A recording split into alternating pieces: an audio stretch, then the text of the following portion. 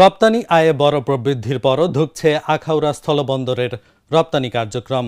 এ বছরের মে ও জুন মাসে স্থলবন্দরগুলো দিয়ে ফলের জুস ও প্রক্রিয়াজাত খাবার সহ বেশ কিছু পণ্যে আমদানি নিষেধাজ্ঞা জারি করে ভারত সরকার।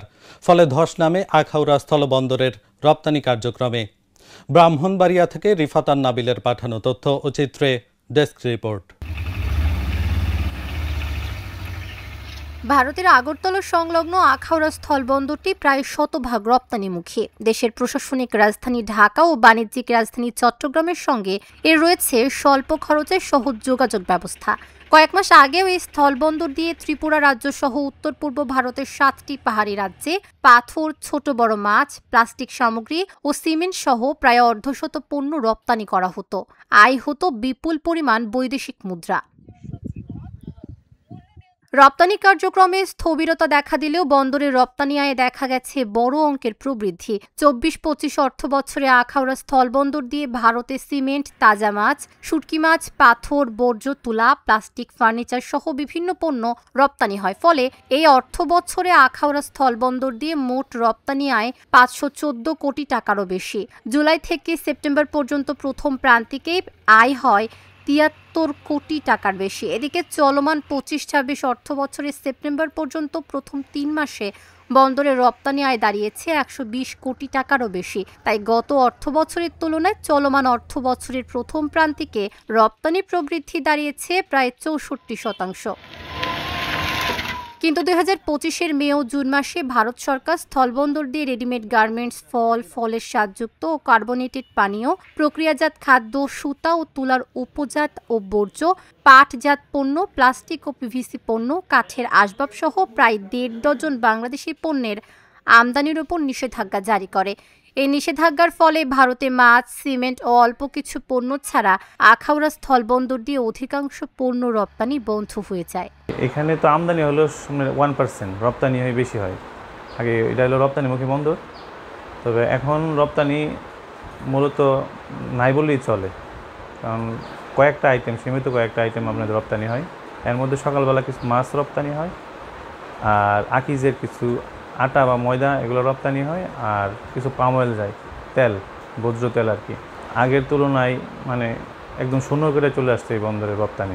ব্যবসায়ীরা জানান, ভারতের নিষেধাজ্ঞায় অধিকাংশ পণ্য রপ্তানি বন্ধ হয়ে যাওয়ায় বন্দরের কার্যক্রম ক্রমশ স্থিমিত হয়ে পড়েছে।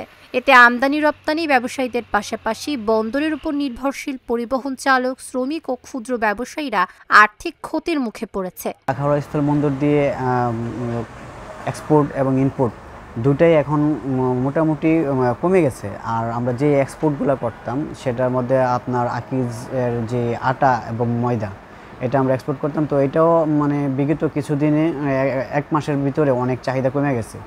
তারপরে আপনার যে আমরা যে মাছ, তারপরে আপনার পাথর, তারপরে আপনার ওই যে কটন ওয়েস্ট এগুলো যাইতো, এগুলো কিছু জিনিস নিষেধাজ্ঞা দেওয়ার কারণে আমাদের এই পোর্টটা আসলে অনেক মানে ড্যাম হয়ে গেছে, যেটা মানে বন্ধ হওয়ার একটা পর্যায়ে চলে গেছে। তো আমাদের এই পোর্টটা যাতে চালু হয় এরকমভাবে আমাদের যে বর্তমান সরকার, ওনার কাছে আকুল আবেদন, এই পোর্টটা যাতে অন্তত রানিং হয়। আমাদের অনেক রাজস্ব আসবে, আমাদের রাজস্ব হারাইতেছি এই পোর্ট দিয়ে। অনেক রাজস্ব হইতো, কিন্তু এখন এই রাজস্ব একদমই কমে গেছে। স্থবিরতা সত্ত্বেও রপ্তানি আয়ে বড় প্রবৃদ্ধির প্রধান কারণ হিসেবে মাছ রপ্তানি বৃদ্ধির কথা জানিয়ে বন্দরের কার্যক্রমে গতি ফিরিয়ে আনতে নিষেধাজ্ঞা তুলে নেওয়ার দাবি জানান এই মাছ রপ্তানিকারক। আমরা দেখতে পাচ্ছি যে আগের তুলনায়, গত অর্থ বছরের তুলনায় এই বছর রপ্তানির পরিমাণটা অনেক বেশি।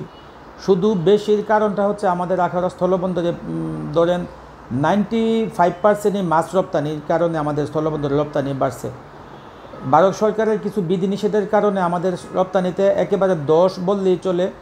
তো আমি দুই দেশের সরকারের কাছে আহ্বান রাখবো যেন দুই দেশের সরকার কূটনৈতিকভাবে এই বিধিনিষেধগুলো যদি উঠিয়ে দেয়, আমাদের স্থলবন্দরের রপ্তানির পরিমাণ আগের তুলনায় আরও ভালো হবে বলে আমি আশা করছি। বন্দরের রপ্তানি কার্যক্রমে গতি ফিরিয়ে আনতে বন্দরের ব্যবসায়ীদের প্রয়োজনীয় সহায়তার কথা জানালেন ব্রাহ্মণবাড়িয়া জেলা প্রশাসক।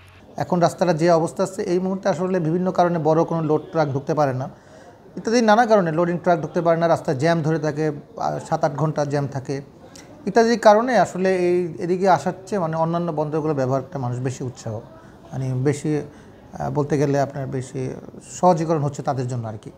এটা একটা বড় বিষয়। আর একটা বিষয় হলো মাছটা আসলে মাছটা তো আমাদের এই যে চিটাং থেকে চলে আসে, এই জন্য একটু কাছে হয় আর কি। হ্যাঁ, আর অন্যান্য কারণে অন্যগুলো বিষয়গুলো যেগুলো আছে ওগুলো বাড়ানোর জন্য হয়তো বা আন্তর্জাতিক পর্যায়ে আলোচনা করা যেতে পারে। জেলা প্রশাসন থেকে সর্বোচ্চ সহায়তা সবসময় দেওয়া হবে এই বিষয়ে যদি কোনো সহযোগিতা প্রয়োজন মনে করে কেউ। রপ্তানি আয় বাড়াতে ভারতে অন্যান্য পণ্যের বাজার খুঁজে বের করার পরামর্শ দিয়েছে বন্দরের রাজস্ব বিভাগ। তবে ঊর্ধ্বতন কর্তৃপক্ষের অনুমতি না থাকায় ক্যামেরার সামনে মুখ খুলতে রাজি হননি সংশ্লিষ্টরা। Dhaka journal, news desk.